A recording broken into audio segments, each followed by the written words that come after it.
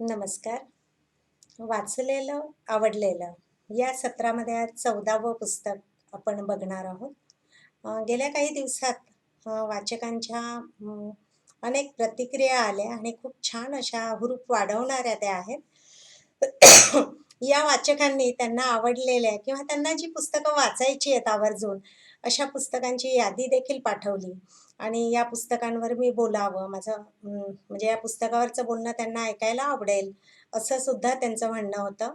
तर माझी मैत्रीण, कलाकार असलेली मैत्रीण रेणुका माडीवाले हिच्या आग्रहामुळे आज जे. कृष्णमूर्ती यांच्या एका पुस्तकावर बोलावं असं मी ठरवलं.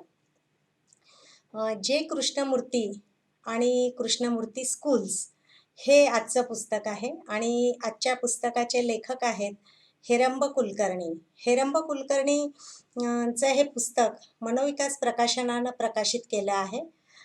परीक्षेला पर्याय काय, आमच्या शिक्षणाचं काय, अशी अनेक गाजलेली पुस्तकं हेरंब कुलकर्णींनी वाचकांसाठी दिलेली आहेत. आणि हेरंब कुलकर्णींना अख्खा महाराष्ट्रच एक लेखक, एक पत्रकार, एक कार्यकर्ता असं म्हणून ओळखतो. तर हेरंब कुलकर्णींनी हे पुस्तक लिहिताना कृष्णमूर्तींचं सगळं लिखाण तर खोलवर जाऊन वाचलंच, अभ्यास केलाच. पण त्याबरोबर कृष्णमूर्तींच्या भारतामध्ये जेवढ्या शाळा आहेत, त्या सगळ्या शाळांचा अभ्यास, त्या सगळ्या शाळांना भेटी देऊन त्यांनी तो केला आणि आपल्या समोर मांडलेला आहे. जे. कृष्णमूर्ती हे जगप्रसिद्ध तत्वज्ञ म्हणून ओळखले जात असले तरी सुद्धा त्यांचं शिक्षण क्षेत्रातलं जे काम आहे, तर त्याची मांडणी या पुस्तकात हेरंब कुलकर्णी यांनी आपल्याला वाचकांना करून दिलेली आहे. प्रेम हीच भाषा बोलणाऱ्या आणि निसर्गात चालणाऱ्या शाळा कशा असतात याची माहिती या पुस्तकामधून आपल्याला मिळते. कृष्णमूर्तींच्या शाळा भारतामध्ये उत्तर प्रदेशात राजघाट स्कूल, कर्नाटक इथे द व्हॅली स्कूल, आंध्र प्रदेशामध्ये ऋषी व्हॅली स्कूल, तामिळनाडूमध्ये द स्कूल आणि महाराष्ट्रामध्ये मुंबईत बालानंद आणि राजगुरुनगर इथे सह्याद्री स्कूल या शाळा आहेत. परदेशामध्ये कॅलिफोर्निया आणि हॅम्पशायर इथे 2 शाळा आहेत. लेखक या बाबतीत एक मोठी खंत व्यक्त करतो. हेरंब कुलकर्णी असं म्हणतात, की शिक्षणामध्ये जगावेगळी मांडणी करणाऱ्या कृष्णमूर्तींचा उल्लेख डी.एड आणि बी.एड करणाऱ्या शिक्षकांच्या अभ्यासक्रमात किंवा पाठ्यपुस्तकात कुठेही केलेला आढळून येत नाही. त्यामुळे शिक्षक, पालक, विद्यार्थी यांना कृष्णमूर्ती ठाऊकच होत नाहीत. या पुस्तकांमध्ये गांधी, टागोर, विवेकानंद, राधाकृष्णन यांची ओळख करून दिलेली आहे, पण कृष्णमूर्तींचा उल्लेख मात्र नाही. कृष्णमूर्तींची खूप धाडसी आणि परखड विधानं आहेत. त्यांचं एक जे विधान आहे ते तर आपली झोप उडवणारं आहे. ते म्हणतात, शाळा आणि तुरुंग अशा जगातल्या 2च जागा आहेत, की जिथे कुणीच स्वतःहून जात नाही, तर तिथे दाखल करावं लागतं. अशा परखड विधान करणाऱ्या जे. कृष्णमूर्तींचं खरं नाव जिद्दू कृष्णमूर्ती असं होतं. आणि घरातलं वातावरण अत्यंत धार्मिक वृत्तीची आई होती, प्रेमळ आणि दयाळू होती. ती आपल्या मुलांना रामायण आणि महाभारत यांच्या गोष्टी सांगायची. ते स्वतः जन्मानं भारतीय असले तरी कृष्णमूर्ती स्वतःला विश्वनागरिक असं समजायचे. आणि 10 वर्षांचे ते असतानाच त्यांच्या आईचा मृत्यू झाला. त्यानंतर त्यांचे वडील निवृत्त होत असताना त्यावेळेस भारतामध्ये सुद्धा थिओसॉफिकल चळवळ जोर घेत होती. ॲनी बेझंटपासून अनेक दिग्गज त्यात सामील झाले होते. तर ॲनी बेझंटनी विनंती केली कृष्णमूर्तींच्या वडिलांना, की तुम्ही आमच्या ज्या क्लरिकल कामं आहेत ती करण्याची जबाबदारी घ्या. आणि कृष्णमूर्तींच्या वडिलांनी होकार दिला. त्यानंतर त्या थिओसॉफिकल चळवळीच्या वातावरणातच आपल्या दोन्ही मुलांना शिकायला त्यांनी ठेवलं. थिओसॉफिकल चळवळीचं वातावरण असं होतं, की इथे राहणाऱ्या मुलांना धार्मिक साधना, गूढ विद्या असंही शिक्षण दिलं जात होतं. वेगवेगळ्या धार्मिक साधना इथे मुलं शिकत होती. ॲनी बेझंटनं कृष्णमूर्ती आणि त्यांचा भाऊ दोघांनाही इंग्लंडला पुढे शिकायला पाठवलं. तिथेही त्यांचं शिक्षण सुरू राहिलं. पण गणित, इतिहास आणि राजकारण हे विषय मात्र कधी कृष्णमूर्तींना फारसे आवडले नाहीत. ते 9 वर्षांचं वास्तव्य त्यांचं इंग्लंडमध्ये झालं. तिथे उच्चभ्रू समाजात सहजपणे ते मिसळले. तिथल्या अनेक पद्धती त्यांच्या वागण्याच्या, बोलण्याच्या, खाण्याच्या त्यांनी आत्मसात केल्या. या दरम्यान त्यांच्या भावाचा मृत्यू झाला. आपल्या भावाच्या मृत्यूनं त्यांना खूप मोठा धक्का बसला. अ, त्याच कालावधीत थिओसॉफिकल चळवळीतली मूल्य, त्यातले विचारधारा अ, हे काही कृष्णमूर्तींना मान्य होत नव्हतं. त्यामुळे त्यांनी ठरवलं, की आपण या वातावरणातून दूर गेलं पाहिजे. आणि त्यांचं असं म्हणणं होतं, की जगात कुणीही गुरु असू शकत नाही. तर आपल्याला स्वतःची मुक्ती स्वतःच शोधावी लागते. माणसाला त्याच्या मानसिक बंधनातून बिनशर्त आणि संपूर्णपणे मुक्त करणं, हेच आता आपलं जीवित कार्य असं जाहीर करून त्यांनी कोट्यवधी संपत्तीचा त्याग करून थिओसॉफिकल चळवळीतून ते बाहेर पडले आणि पुढली 50 वर्ष ते जगभर फिरले. या जगभर फिरल्यानंतर त्यांनी अनेक ठिकाणी व्याख्यानं दिली, मुलाखती दिल्या, चर्चा केली आणि विपुल असं ग्रंथलेखन सुद्धा केलं. कृष्णमूर्तींच्या भाषणाच्या, चर्चांच्या फिल्म्स आजही उपलब्ध आहेत. त्यांचा आवाज स्पष्ट, भरदार आणि त्यांचे शब्द अगदी साधे असूनही हृदयाला भिडणारे असे आहेत. श्रोत्यांशी हितगुज करण्याची प्रभावी कला त्यांच्याकडे अवगत होती. आपल्याशीच फक्त कृष्णमूर्ती बोलतायत, असंच प्रत्येक श्रोत्याला वाटत असे. आपलं मूल्यमापन करून स्वतःचं अवलोकन करायचं सामर्थ्य कृष्णमूर्तींमध्ये होतं. पंडित नेहरू, इंदिरा गांधी हे सुद्धा त्यांचे चाहते होते. अमेरिकेतल्या ओहायो इथं 17 फेब्रुवारी 1986 या दिवशी कृष्णमूर्तींचा मृत्यू झाला.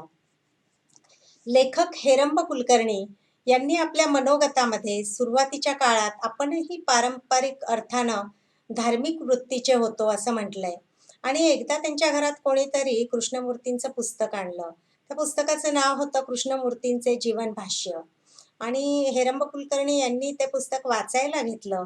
आणि मग त्यांच्या आत्तापर्यंतचे जे विचार होते, त्यांची मतं होती, जी पक्की झालेली होती, तर त्या सगळ्या गोष्टींना म्हणजे तडा जायचं काम, ते सगळे विचार ढासळून पडायला लागले आणि त्यांना म्हणजे असे सत्याचा एवढा परखड आरसा दाखवणारा हे जे विचार आहे त्या पुस्तकातले, ते पेलवेन असे झाले. त्यांना त्या पुस्तकाची भीती वाटायला लागली आणि त्यांनी काय करावं? तर लेखकाने हे पुस्तक चक्क रद्दीमध्ये फेकून दिलं. पण गंमत कशी आहे, की ज्या पुस्तकाला त्यांनी फेकून दिलं, ज्या पुस्तकापासून पळ काढायचा प्रयत्न केला, तेच पुस्तक किंवा जे कृष्णमूर्ती हा माणूस अगदी त्यांचा पिच्छा सोडेल असा झाला आणि मग त्यांनी जे कृष्णमूर्ती यांची जवळपास 80 पुस्तकं वाचून काढली आणि ते त्यांच्या विचारांकडे अ, खेचले गेले. त्यांना त्या विचारांची ओढ वाटू लागले. लेखक असं म्हणतात, की मी एक चौकटीतला मारकुटा शिक्षक म्हणूनच सुरुवातीला माझी प्रतिमा होती आणि जे कृष्णमूर्ती यांच्या विचारानं माझ्यातल्या शिक्षकामध्ये बदल झाला, पालकामध्ये झाला आणि स्वतःमध्ये पण कसा झाला, हे त्यांनी हे त्यांनी आपल्या मनोगतामध्ये व्यक्त केलं आहे. हे पुस्तक 2 भागांमध्ये विभागलं गेलं आहे. पहिल्या भागामध्ये जे कृष्णमूर्ती यांनी शिक्षणावर केलेलं चिंतन आहे. शिक्षण हा जगण्याचा एक महत्त्वाचा भाग असल्याचं ते मानतात. यामध्ये शिक्षणाचा हेतू, शाळा कशा असाव्यात, पालक कसे असायला हवेत, शाळांमध्ये कुठले उपक्रम असायला पाहिजेत, शाळेची भूमिका काय असली पाहिजे, अ, विद्यार्थी, शिक्षक, शिकण्याची प्रक्रिया या सगळ्यांबद्दल कृष्णमूर्ती बोलले आहेत. आजच्या शिक्षणावर त्यांनी कडाडून आक्षेपही घेतलेले आहेत, टीकाही केली आहे. या पुस्तकाच्या दुसऱ्या भागामध्ये कृष्णमूर्तींच्या ज्या निरनिराळ्या शाळा आहेत, तर या शाळांची ओळख अगदी सविस्तरपणे हेरंब कुलकर्णी यांनी करून दिली आहे. या शाळांमधले शिक्षक कसे आहेत, त्यांची निवड कशी होते, त्यांचं सक्षमीकरण कसं होतं, अ, तिथलं मूल्यमापन कसं होतं, तिथले मुलं कशा पद्धतीने आणि काय काय शिकतात, याचे खूप सविस्तरपणे मांडणी या दुसऱ्या भागात लेखकानं केली आहे. शिक्षण खाजगी असावं का सरकारी असावं? अशा अनेक बाबतीत वादचर्चा नेहमी होत असतात. खाजगी शाळा आणि सरकारी शाळा यांच्यातली तफावत आपण नेहमीच बघतो. त्याबरोबर आदिवासी भागातल्या मुलांचं शिक्षण, त्या त्या शिक्षणातले अडथळे, आश्रमशाळांचे स्वरूप, शाळाबाह्य मुलांचे शिक्षणाचे प्रश्न, विद्यार्थ्यांची सतत होणारी गळती, असे अनेक प्रश्न नेहमी चर्चिले जातात. अशा वेळी जे कृष्णमूर्ती हे या साऱ्या प्रश्नांचं उत्तर आहे, असं लेखकाला वाटतं. आज देशामधली 98% जवळ-जवळ मुलं शाळांमध्ये जातात. पूर्वी देशाची साक्षरता 16% एवढीच होती. पूर्वी झाडाखाली बहुतांश वेळा शाळा भरत असे, पण नंतर शाळांच्या इमारती उभ्या राहिल्या. शालेय पोषण, शालेय पोषण आहार, गणवेश, त्यानंतर पाठ्यपुस्तकं अशा अनेक सुविधा शाळांमधून दिल्या गेल्या. स्त्रिया, दलित, आदिवासी, भटके, मुस्लिम अशा अनेक लोकांचं शाळांमध्ये जाण्याचं प्रमाण वाढलं. तंत्रज्ञानाचे अभ्यासक्रम शाळांमधनं शिकवले गेले. शिक्षणाचा अनेकांना फायदाही झाला आणि परदेशात नोकरी करण्यासाठी ते गेले. त्यांचं राहणीमान उंचावलं आणि असं हे शिक्षणानं बदललेलं चित्र एकीकडे लेखक आपल्याला दाखवतो. पण त्याबरोबरच शिक्षणाचं प्रमाण वाढलेलं असताना समाजाची नैतिकता घसरली आहे, असं लेखक म्हणतो. ज्या प्रमाणात शिक्षण वाढलं, त्याच प्रमाणात सामाजिक प्रामाणिकपणात आणि संवेदनशीलतेत अधोगती निर्माण झाल्याचं चित्र लेखक दाखवतो. समाजाची विवेकशीलता, सुहृदयता आणि संवेदनशीलता रसातळाला गेल्याचंही लेखक सांगतो. शिक्षणाचा आणि मूल्यांचा संबंधच राहिला नाही, असंही तो म्हणतो. तो एक उदाहरण देतो, की एखादा निरक्षर, अडाणी असा पाकीटमार एखाद्याचं पाकीट मारतो आणि तो ते ₹500 जेव्हा चोरतो आणि ती त्याची चोरी पकडली जाते, त्यावेळेस गर्दी त्याला मारहाण तर करतेच, पण त्याची बदनामी सुद्धा होते. याच उलट एखादा उच्च शिक्षित, उच्च पदावर असलेला अधिकारी वातानुकूलित केबिनमध्ये बसून आपल्या एका स्वाक्षरीनिशी लाखो रुपयांचा घोटाळा करतो आणि जोपर्यंत तो घोटाळा किंवा तो अधिकारी पकडला जात नाही, तोपर्यंत तो समाजात अतिशय प्रतिष्ठित आणि आदरानं त्याचं नाव घेतलं जातं. तर ही तफावत लेखकाला अस्वस्थ करते. एकीकडे आदिवासी समाजात भ्रूणहत्या अजिबात नाही, तर दुसरीकडे सुशिक्षित समाजात भ्रूणहत्येचं प्रमाण वाढतानाच दिसतं. तर ही सुद्धा जी म्हणजे काय म्हणतो फरक आहे, तो लेखक आपल्याला दाखवतो.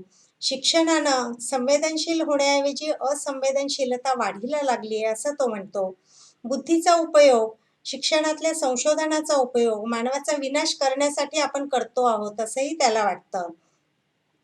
शिक्षणाचा उपयोग अंधश्रद्धांमागे वैज्ञानिक दृष्टिकोन कसा आहे, हे पटवून देण्याच्या कामी सुद्धा लावण्यात आलाय, असंही लेखक म्हणतो.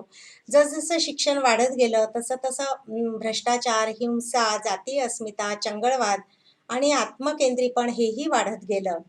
आजच्या शिक्षणानं गरिबी दूर होण्याऐवजी ज्यांना नोकरी आणि पैसा मिळायला लागला, त्यांची संचय करण्याची, साठा करण्याची वृत्ती वाढत गेली. त्यांची हावही वाढत गेली. तीर्थक्षेत्रामध्ये ज्यांची पोटं भरलेली आहेत, अशांना लाखो रुपयांच्या पंक्ती घालायचं काम लोकं करतात, दानशूर लोकं. आणि त्याच वेळी दुसरीकडे कुपोषित मुलांसाठी हाच पैसा वळवता येऊ शकतो. पण ती संवेदना शिक्षणानं निर्माण केली नाही. एकीकडे एका झोपडीत 5-5 लोकं दाटीवाटीत राहतात, तर दुसरीकडे एखादा उद्योगपती 500 खोल्यांचं घर बांधून आपलं कर्तृत्व सिद्ध करतो, असंही चित्र दिसतं.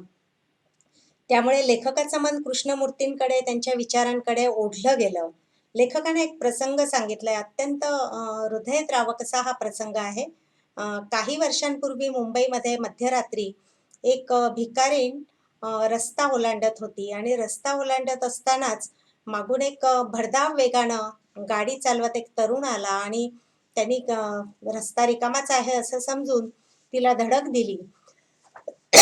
ती भिकारीण ताबडतोब खाली पडली आणि गतप्राण झाली. तर त्या तरुणानं थांबण्याऐवजी ती आता मरण पावली हे लक्षात येताच गाडी मागे तर घेता येत नाही. त्यामुळे सरळ तिच्या मृतदेहावरनं ती गाडी वेगाने काढली आणि तो निघून गेला. त्यानंतर जवळपास पहाटेपर्यंत अनेक गाड्या येत राहिल्या, पण त्यातल्या एकालाही तिथे थांबावं आणि पोलिसांना कळवावं, हॉस्पिटलमध्ये कळवावं असं कोणालाही वाटलं नाही. उलट सगळे तिच्या मृतदेहाला तुडवून जातच राहिले. तर पैसा आल्यानं किंवा शिक्षणानं ही असंवेदनशीलता निर्माण झाली का असाही लेखक प्रश्न विचारतो. लोक उन्मत्त का होत जात आहेत? नुसतं साक्षरतेचं प्रमाण मोजून काय होणार आहे? उलट ही साक्षरता समाजाची संवेदनशीलता किती वाढली आहे यासाठी मोजायला हवी असंही तो म्हणतो.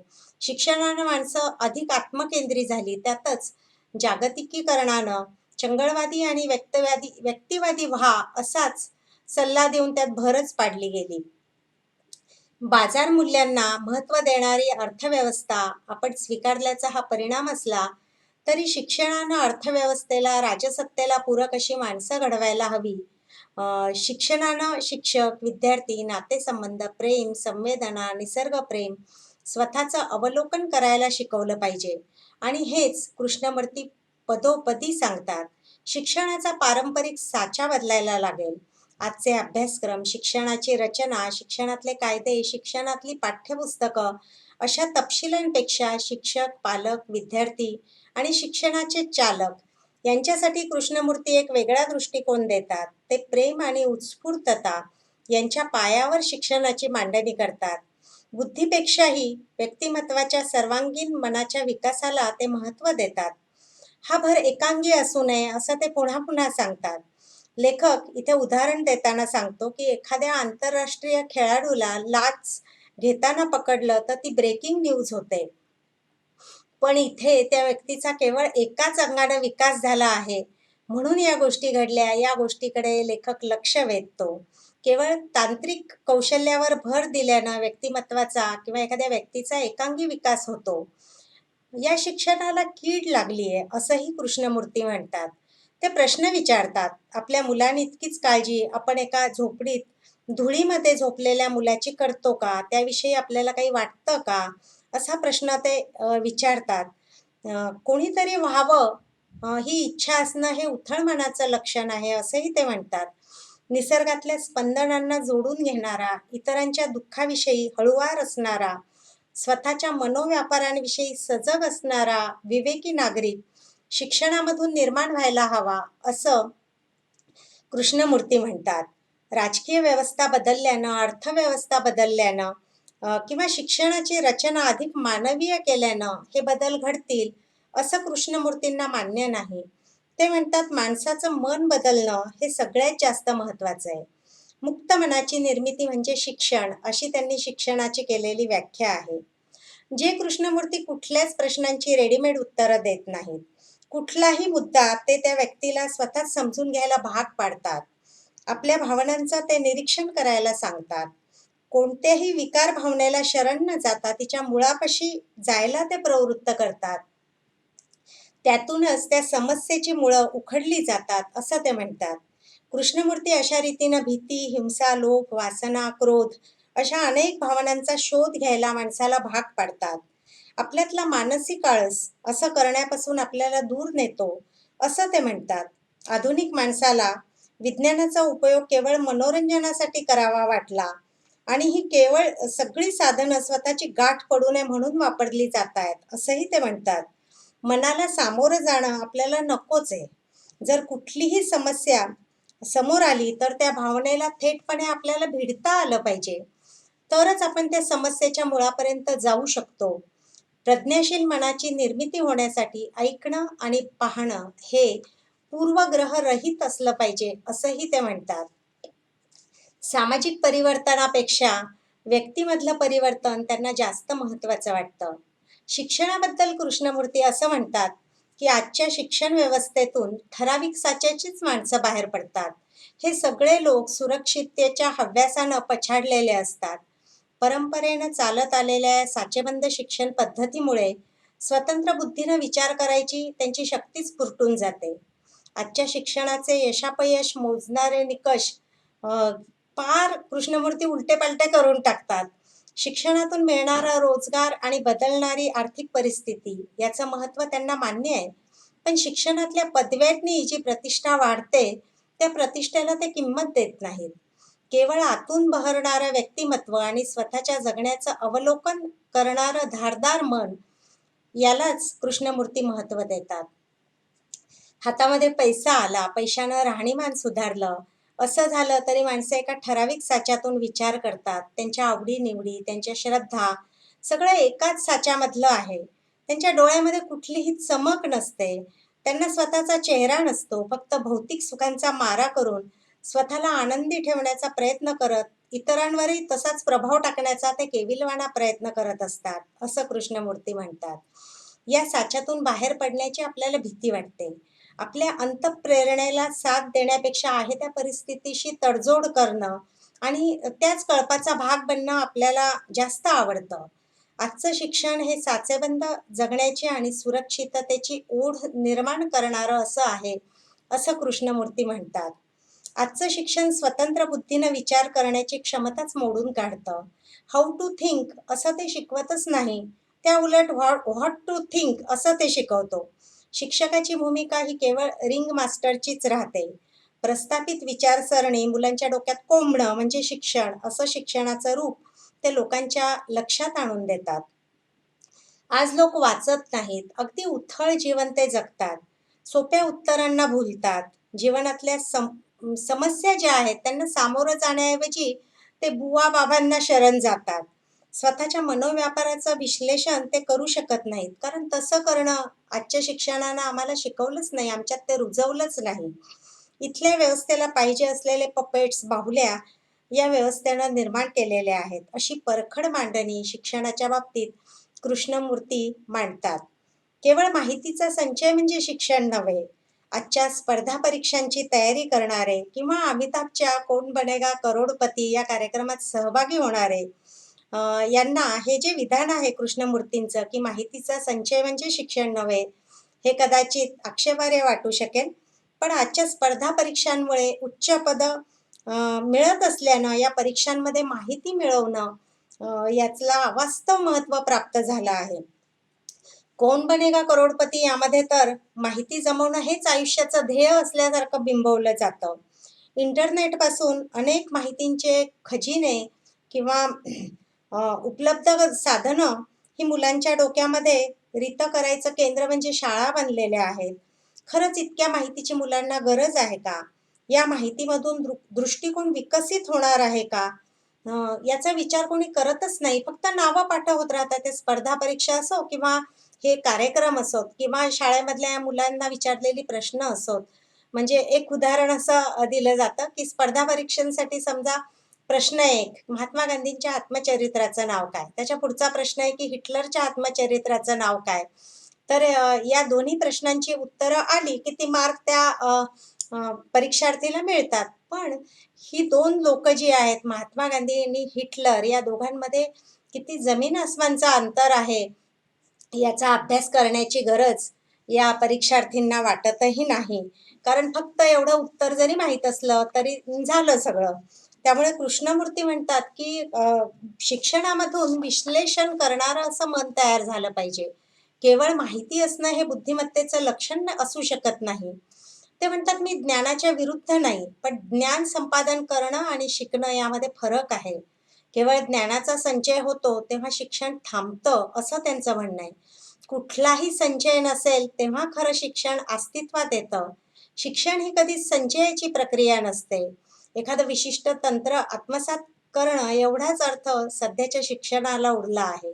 जीवनाच्या सर्वांगाला स्पर्श करण्याची शिक्षणाची खरी व्याख्याच आपण विसरलो आहोत.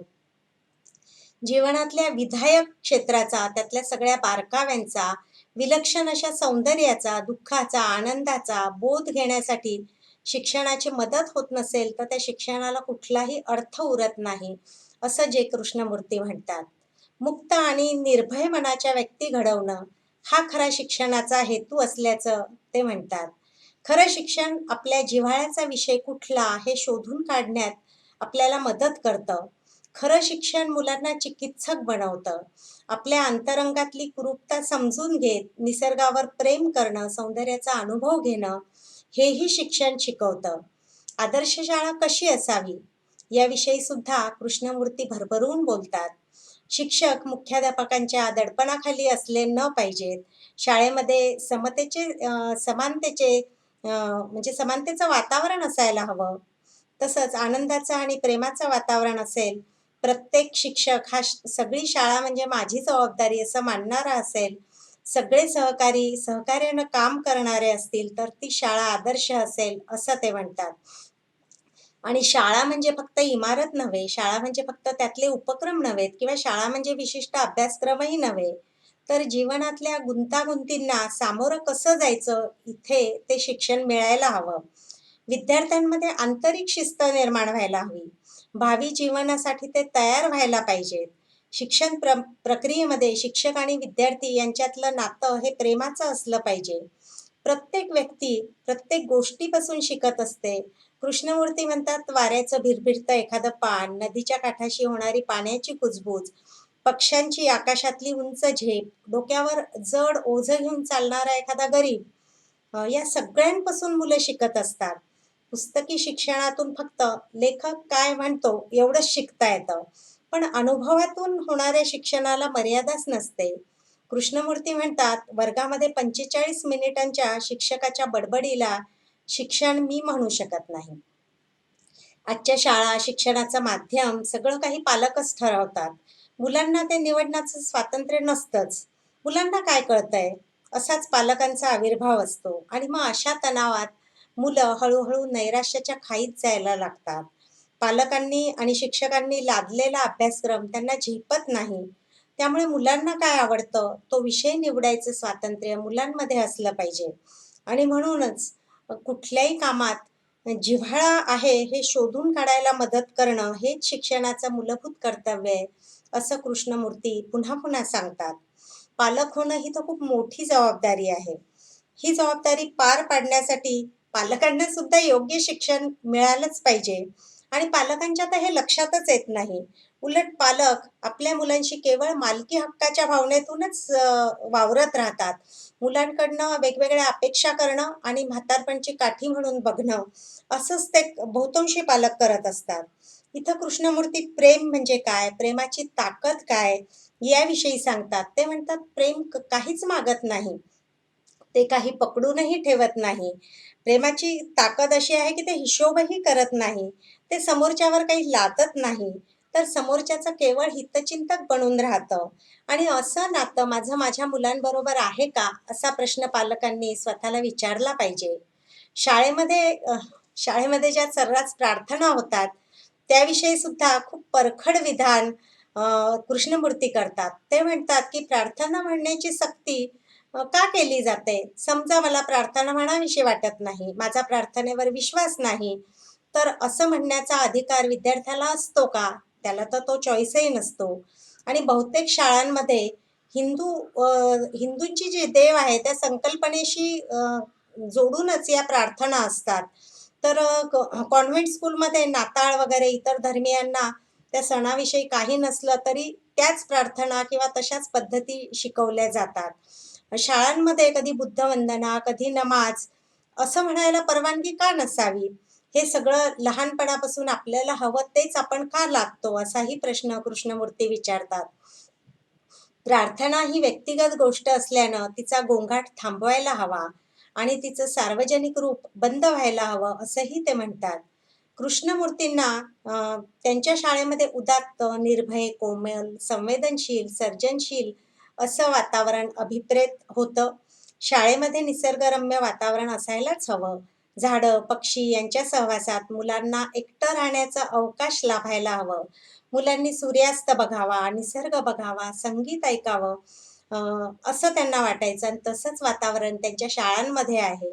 कृष्णमूर्ती यांच्या शाळांमध्ये कुठलीही प्रार्थना नसते. सकाळी जेव्हा मुलं येतात, त्यावेळेस शिक्षक आणि मुलं मिळून काही रचना करतात आणि मग त्या रचना ते गातात आणि मग अशा रीतीनं त्यांच्या दिवसाची सुरुवात होते. कृष्णमूर्ती म्हणतात, आपलं शिक्षण कुचकं आहे. ते ऐहिक प्रसिद्धी आणि यश यावरच प्रेम करायला शिकवतं. आपलं गाण्यावर, चित्रकलेवर, लेखनावर प्रेम असेल तर आपण सुप्रसिद्ध आहोत का नाही याची चिंता करायची गरजच काय? तुम्हाला प्रसिद्ध व्हावं वाटणं हेच हीनपणाचं आणि शूद्रपणाचं लक्षण आहे, असं ते म्हणतात. कारण असं वाटणं म्हणजे आपलं आपल्या कलेवर, कामावर, लिखाणावर प्रेमच नाही, असा त्याचा अर्थ होतो. आणि आपली कलेविषयी किंवा त्या कामाविषयी खरी तळमळ पण नाही. त्यामुळे आपण या माध्यमाद्वारे फक्त स्वतःचं वैभव आणि प्रसिद्धी वाढवायचाच प्रयत्न करत राहतो. आपलं सध्याचं शिक्षण आपल्याला आपण जे करतोय त्यावर प्रेम करायला शिकवत नाही. शाळा सुटली की मुलं अत्यानंदानं बाहेर का पडतात? किंवा शाळेला सुट्टी जाहीर झाली की ती टाळ्या का वाजवतात? कारण त्यांना शाळेत जावं वाटत नसतं आणि त्यांना शाळेत का जावं वाटत नाही याचा विचार अ, शिक्षकांनी, पालकांनी आणि शिक्षण क्षेत्रातल्या प्रत्येकानं करायला हवा. अनुकरण करणं म्हणजे शिक्षण नव्हे असंही कृष्णमूर्ती म्हणतात. आपलं शिक्षण हे न्यूनगंडाच्या थिअरीवर उभं राहिलेलं आहे असंही ते स्पष्टपणे सांगतात. कृष्णमूर्तींचे अनेक विचार म्हणजे विचार करायला लावणाऱ्या अशा अनेक गोष्टी या पुस्तकात अगदी काय म्हणतो वाक्यगणिक आपल्याला समोर दिसत राहतात आणि आपल्याला ती ओलांडून पुढेही जाता येत नाही. कृष्णमूर्तींची अनेक पुस्तकं आहेत, पण मराठीतून कमी पुस्तकं आहेत. पण तीही पुस्तकं साकेत प्रकाशन आणि चंद्रकला प्रकाशन यांनी मराठी वाचकांसाठी आणलेली आहेत. कृष्णमूर्तींची इंग्रजीतली पुस्तकं कृष्णमूर्ती फाउंडेशन यांनीच प्रसिद्ध केलेली आहेत. कृष्णमूर्ती .org या त्यांच्या वेबसाईटवर तर कृष्णमूर्तींच्या विचारांचा खजिनाच शेकडो पानांमधून आपल्या समोर येतच राहतो. म्हणजे किती घेऊ आणि किती नको असं आपल्याला होऊन जातं. कृष्णमूर्तींचे अ, अनेक फिल्म्स, व्हिडिओ हे मी सुरुवातीला सांगितलं तशा इंटरनेटवर उपलब्ध आहेतच. तर कृष्णमूर्ती या सगळ्यातून कुठलाही उपदेश आपल्याला करत नाही. पण त्यांचे विचार ऐकताना एवढं मात्र नक्की वाटतं आणि आपल्याला हेही हळू-हळू लक्षात येत जातं, की हे विचार ऐकण्याच्या पूर्वी आपण जे होतो आणि हे विचार ऐकल्यानंतर कृष्णमूर्तींना अभ्यासल्यानंतर आपण जे आहोत त्यामध्ये खूप मोठा फरक झालेला आहे आणि हेच कृष्णमूर्तींचं सामर्थ्य आहे असं म्हणावं लागेल. तर एक विद्यार्थी म्हणून, एक पालक म्हणून, एक शिक्षक म्हणून सुद्धा ही बदलण्याची प्रक्रिया सुरू होण्यासाठी एक बदलाची प्रक्रिया म्हणून कृष्णमूर्तींचं लिखाण हे वाचायलाच हवं. तर जरूर वाचा. जे कृष्णमूर्ती आणि कृष्णमूर्ती स्कूल्स, लेखक हेरंब कुलकर्णी आणि मनोविकास प्रकाशन. लवकरच आपण भेटू नवीन पुस्तकासह. धन्यवाद.